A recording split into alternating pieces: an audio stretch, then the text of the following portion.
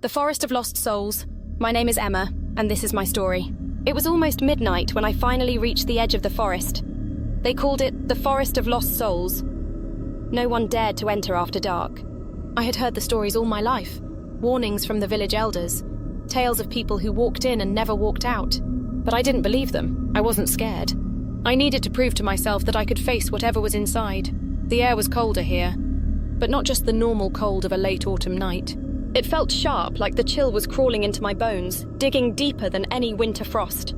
I turned on my flashlight and stepped onto the narrow, twisting path that disappeared into the mist. The beam cut through the thick fog, but the mist swallowed the light like it was alive, moving and shifting around me. The trees leaned closer, their branches twisting like gnarled fingers trying to grab me. I shivered but kept walking. The silence was absolute. No birds, no animals, just the sound of my boots crunching dead leaves. But it wasn't peaceful. It was heavy, like the forest itself was holding its breath, waiting. And then I heard it, a whisper, barely audible, brushing against my ears like a cold breath. Emma. Emma. My heart froze. I stopped dead in my tracks, scanning the shadows. There was no one, just the fog swirling between the trees. I called out, "Who's there?" But my voice sounded weak, like it didn't belong to me. I wanted to turn back. I tried, but my legs felt like they were stuck in mud. The path ahead seemed to twist and bend in impossible ways, like the forest was playing with me, trapping me deeper inside. Suddenly I saw movement in the shadows. A dark figure slipping between the trees, its eyes glowing like empty holes in the night. I blinked, but when I looked again, it was gone. My flashlight flickered, then died. I was plunged into darkness. I could feel them then. Shapes without form, shadows closing in, pressing down on my chest until I could barely breathe. Their voices rose, whispering in a cold chorus. Stay. Stay forever. I fell to my knees, panic choking me. My hands scrambled around, desperate to find something, anything to hold on to. My fingers brushed over something rough and wooden, a talisman covered in strange symbols.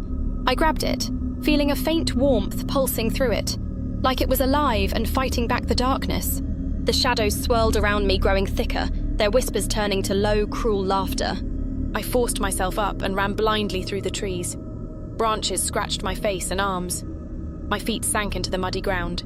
Behind me, heavy footsteps followed, uneven and slow, but getting closer.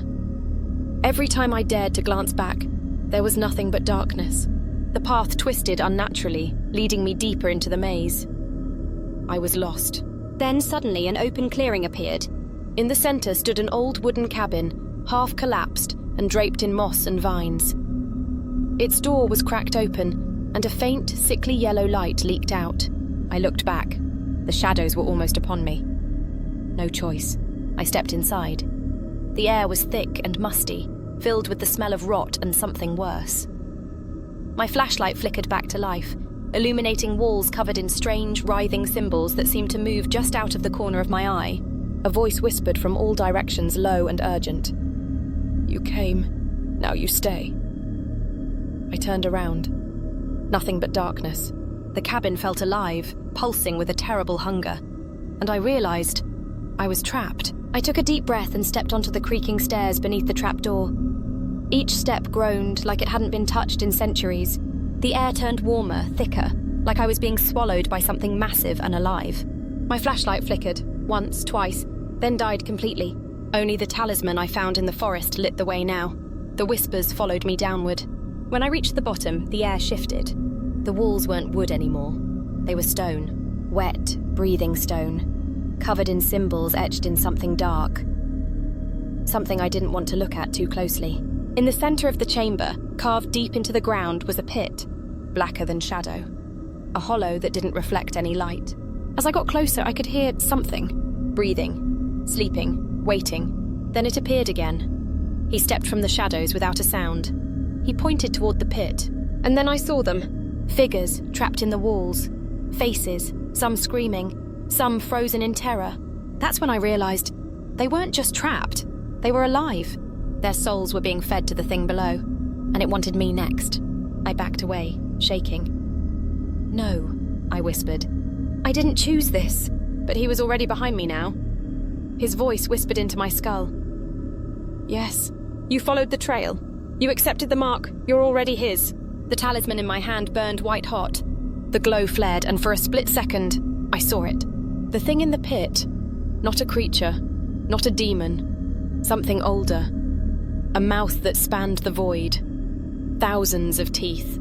Eyes that weren't eyes, but wounds in reality. It looked at me and smiled. I held the talisman high, screamed from my gut, and threw it into the pit. Light exploded. Every scream, every voice, every shadow burst into flame, and then silence. When I opened my eyes, I was lying in the forest. The cabin was gone. No pit, no stairs, only mist and silence.